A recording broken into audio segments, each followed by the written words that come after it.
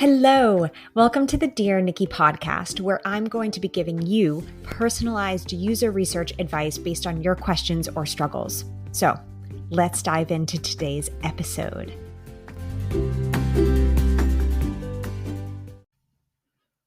Hi. I am happy to be back. We had a super long weekend here in Jersey. We had both Monday and Tuesday off. We have 4 bank holidays in May, which is wild. Also awesome, but just, very, very extreme holiday month, I guess one would say. But on Monday, we were celebrating the King's coronation. And then on Tuesday, it was Jersey Liberation Day. So it's actually a Jersey holiday, not a global UK holiday. And that's when Jersey liberated themselves from the German occupation. So it was a really fun weekend. Unfortunately, the weather has just been absolutely atrocious here and very cold, to be honest. I mean, not freezing, but cold enough for what I like to regard as the middle of May. We're not quite there, but I'm stretching it because we've been in like the 40s for Fahrenheit and hovering around, I guess, I don't know, 9-10 degrees Celsius. So 40s, 50s Fahrenheit.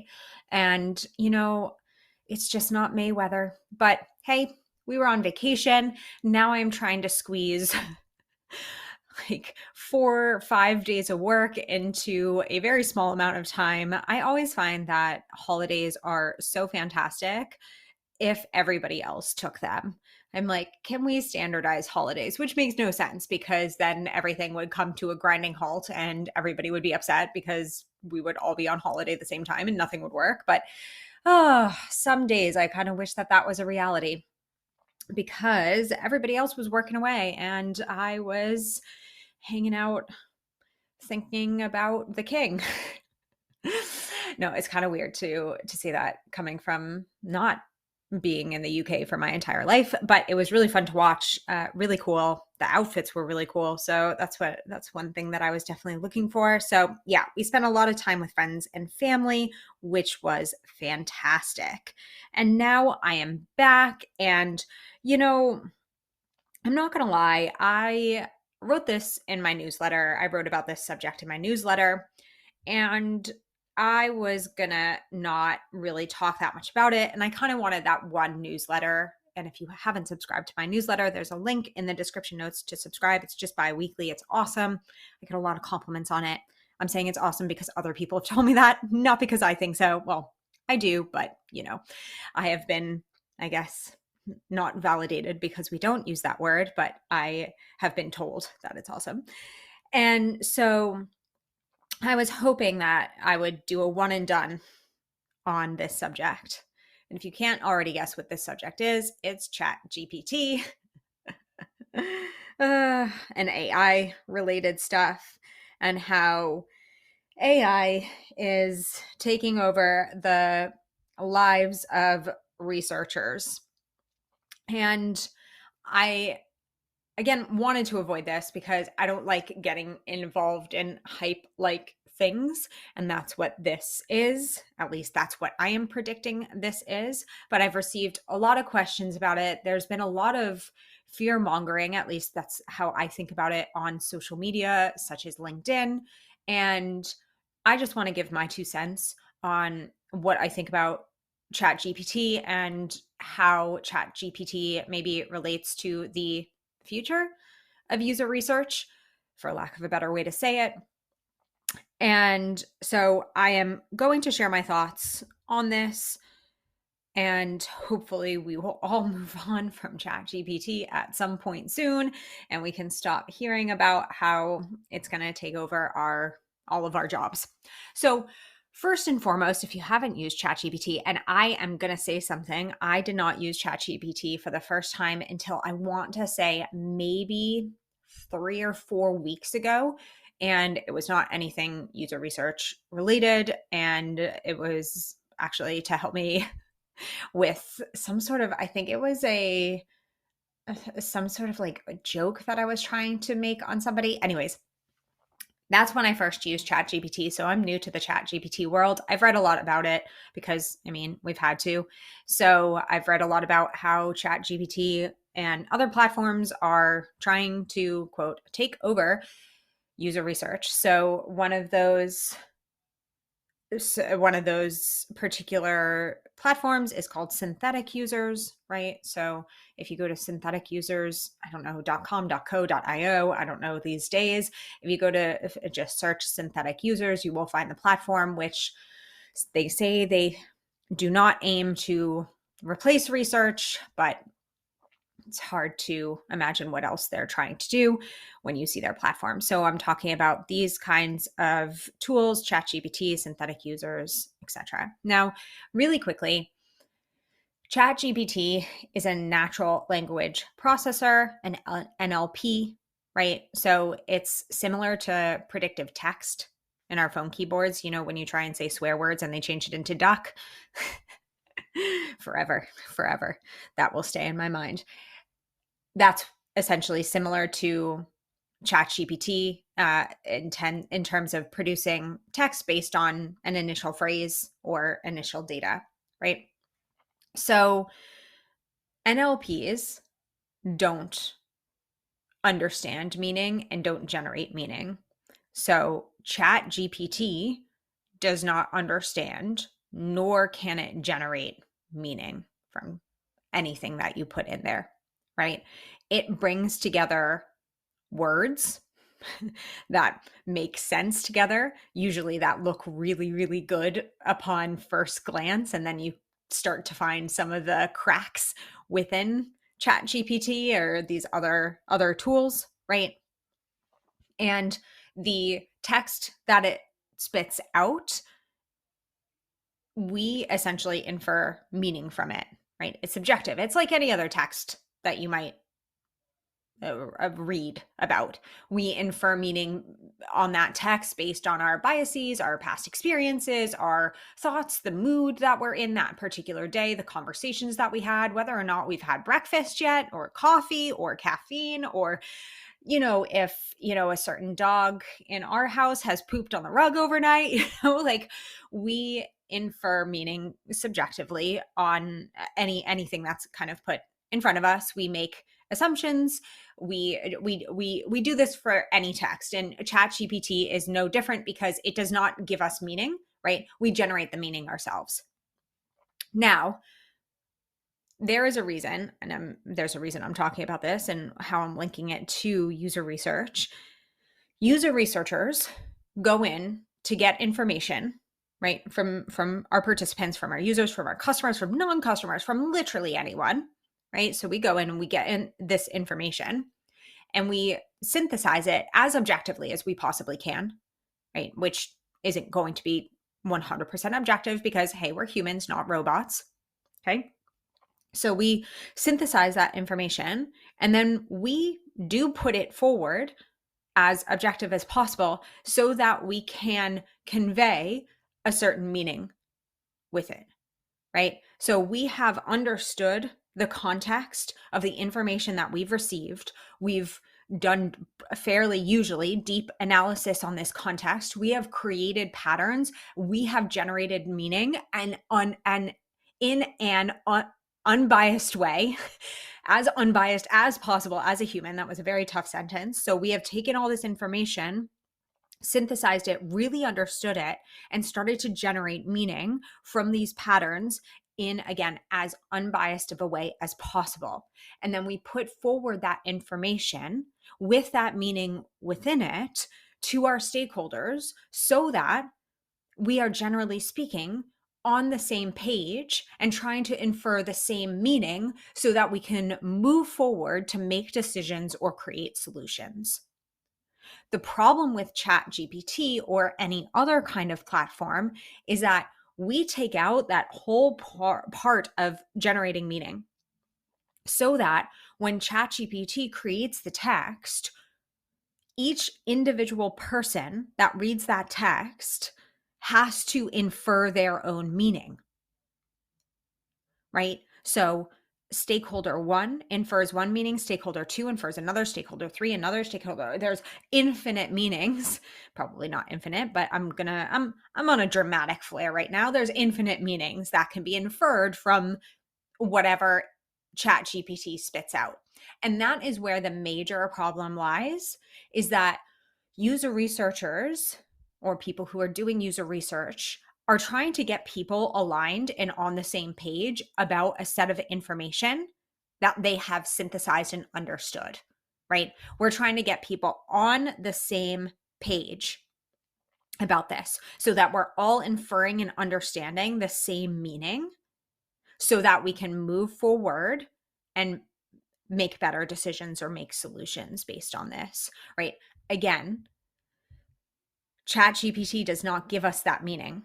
So it's the same thing in user interviews. So I always say, because people ask me a lot, how do you know what to follow up on when it comes to user interviews and people saying things? How do you know when to follow up with a question? And I always say, follow up on something that's subjective, right? So if somebody says something like, oh, the experience was so frustrating. Okay, what does frustration mean to that person? Because frustration can mean a whole load of different things. And maybe they're not actually trying to express frustration, or frustration isn't the right word, but sad is, or overwhelmed, or something else. And I always like to follow up on these subjective phrases, these subjective emotions, these subjective words that people use, because as I said, there are so many different ways that people can think about this subjectivity. Frustration, for instance, frustration to me generally means, slamming my phone down.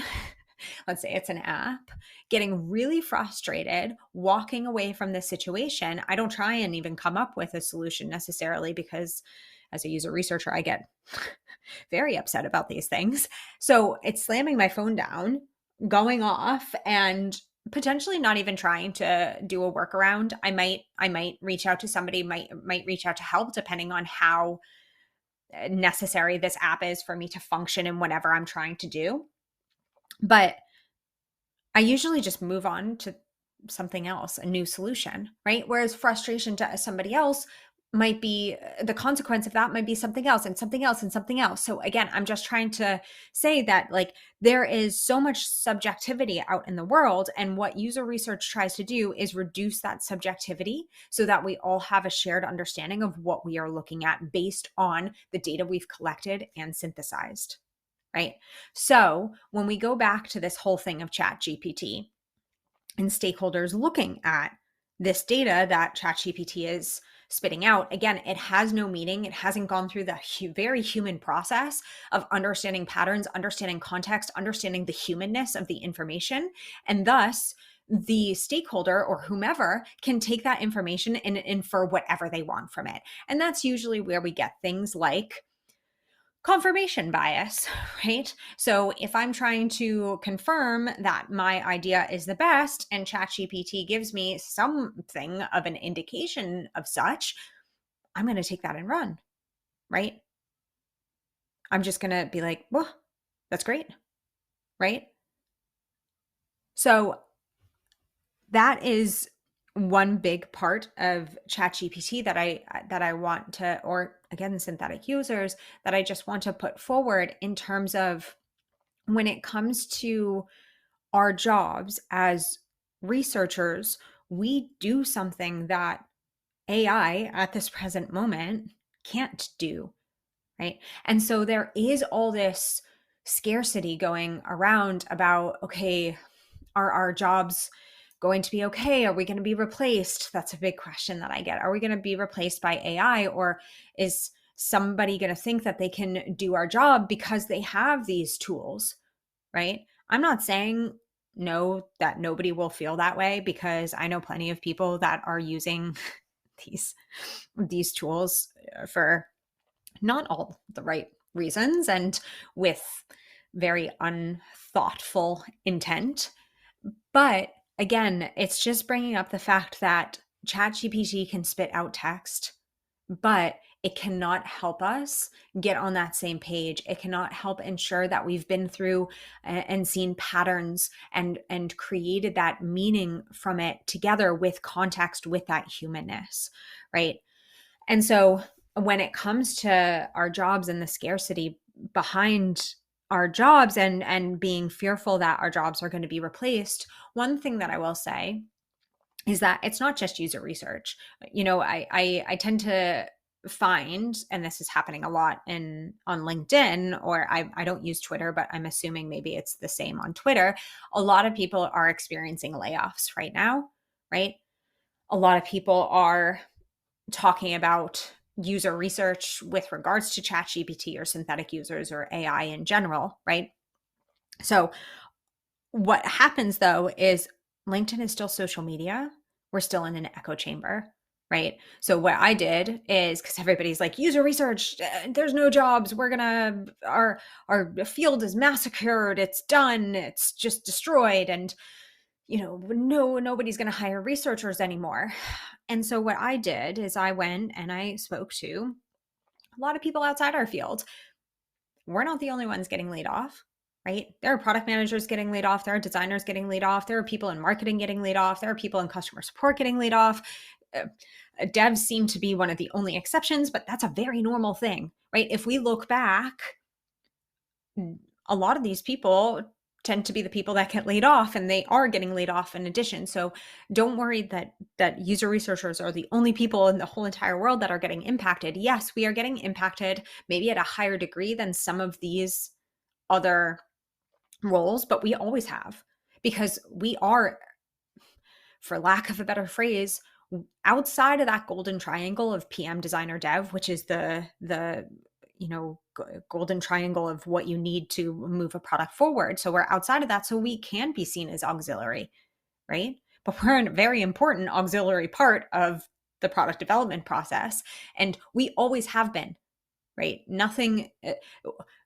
User researchers have always gotten laid off disproportionately more than their other colleagues, because we're outside of that golden triangle, because we're still new, because there's no standardization of user research. So you see a lot of variability in how good user research is done, right? I have seen a lot of really bad research done, and it's no wonder when bad user research is presented to stakeholders, that stakeholders either say, this is not useful, this is not valuable, or say, I can do a better job myself. Right. So because there's no standardization, because we're young, because we're seen as, quote, auxiliary, yeah, we might get laid off disproportionately, but nobody's getting massacred. Right. Because the other functions that I've talked about who are also getting laid off, let's take, marketing, copywriting, even data analysis, are all getting laid off with the fear that AI is going to take over their job, that nobody will need them anymore. But still, with those other functions, you could argue the same thing. They put the humanness into it. If you copy and paste ChatGPT, so something that I actually did because I own my business, right? And I was like, I hate writing sales pages. And I was like, I wonder if ChatGPT is any good at this. And, I put in some context. I actually put in quite a lot of context to help ChatGPT, and what it gave me was fine, but hollow, right? There was no human behind it. So it was words, right? So what I'm trying to say is that ChatGPT lacks something that is innately human as of right now. And we need that humanness to make better decisions, to move forward, to get aligned, to make sure that there's a lack of subjectivity across the board, right? And so if people are using, they are using this when people are using things like synthetic users, so they're using like fake personas, right? So it's like, create a persona for me based on this. Honestly, that's not the first time that anybody has made a crappy persona, and it's not ChatGPT's fault. ChatGPT just makes it maybe a bit more accessible for more people to try. But people have been making up personas for years. What about the CEOs that say stuff like, I'm my user, so here's me as a persona, or I know everything about our users, so like I don't need a persona. I could just tell you everything that they need. And you're like, okay, well, why aren't you more rich? So like these tools aren't necessarily the problem. The larger problem has been happening for a very long time, right? And that's helping people understand that they need to talk to people, and there needs to be a human element involved in understanding people. You can't just understand them by being them or by putting some text into an AI. So, what I think will happen, generally speaking, is that made up personas or using AI to get insights or answers or whatever it is, I believe that it will lead to the same problems that it's always led to. So, fake or made up personas will lead to misinformation, will lead to misdirection, will lead to stupid decisions, will lead to products that do not work in the industry, do not work in whatever area they're meant to work in, do not solve actual problems, do not generate revenue, and thus do not exist anymore, right? Because we need to generate, for the most part, not every company, of course, needs to generate revenue, right? So again, this like initial problem of like, oh, people are using this as a means to get data that's not real. Well, people have been doing that forever. ChatGPT or synthetic users just, again, makes it a little bit more accessible for people to do it now, and maybe makes people feel better doing it because they're not necessarily getting this information from their mind, although they are indirectly because of confirmation bias, right? But I believe that this will be a hype. It will be a hype that goes on for I don't know how long, right?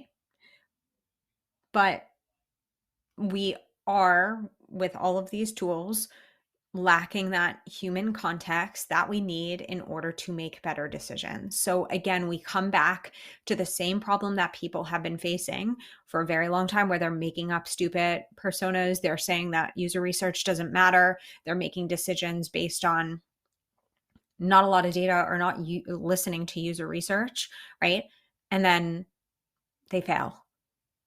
That's the ideal. It doesn't always happen that way, but usually they fail.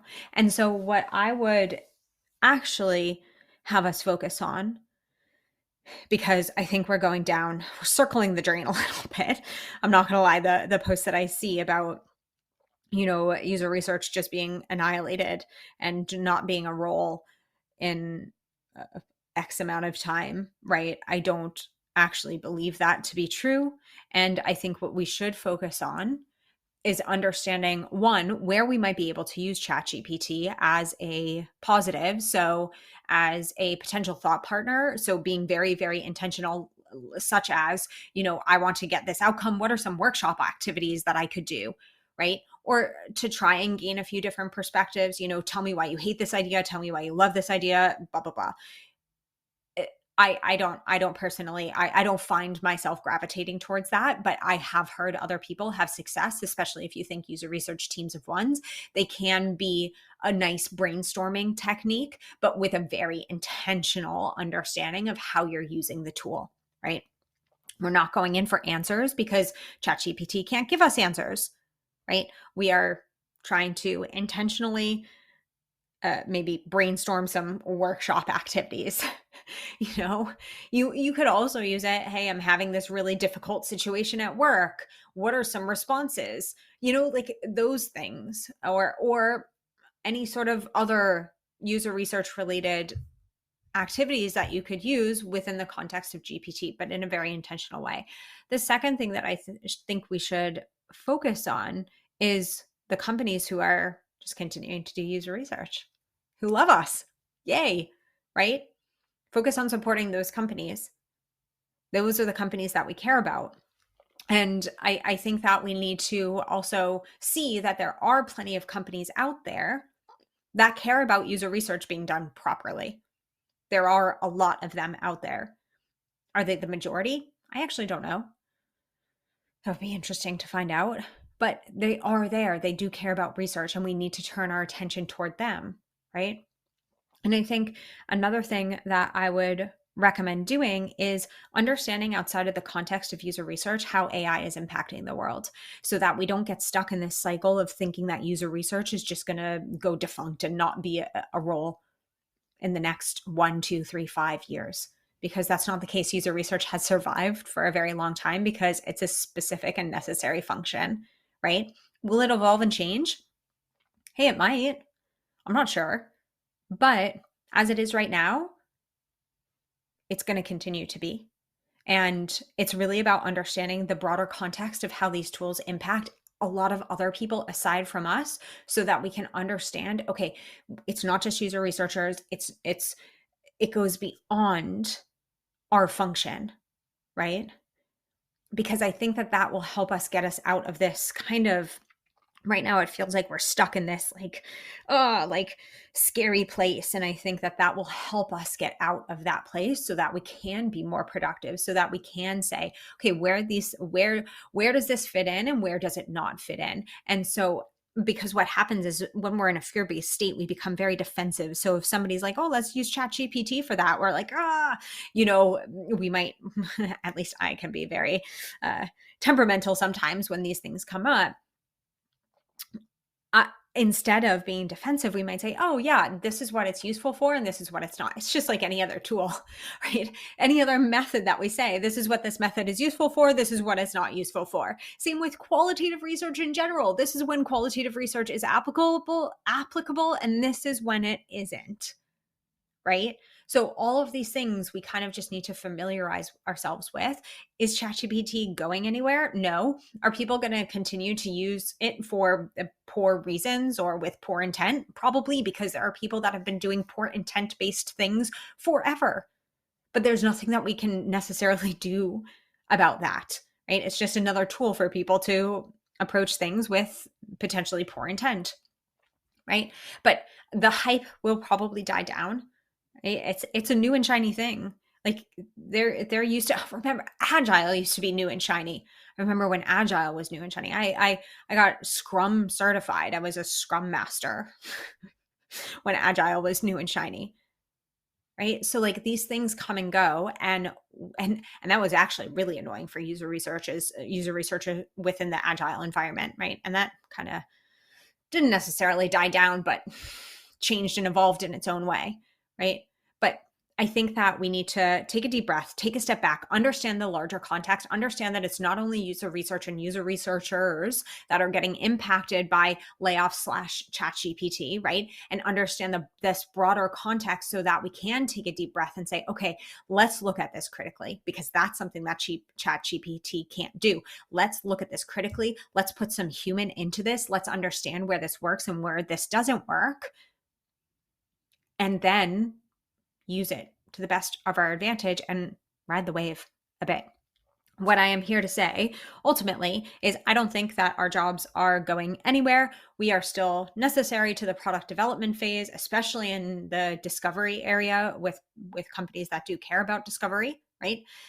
And I think that we all need to take a bit of a collective breath, right? And I think we need to look more closely at the problems that are underneath ChatGPT as a band-aid, such as like speed of research, like having to do research faster and faster. Everybody's stressed, having to do things faster and faster, results faster and faster, all of those things, right? So kind of understanding the underlying problems and trying to solve for those rather than trying to, get rid of ChatGPT or kind of be so defensive about it. So I hope that is helpful for anybody who's been concerned about that. I'm happy to answer any other questions. So please just shoot me an email or submit a question, whatever works for you. And I look forward to talking to you next time. Thanks.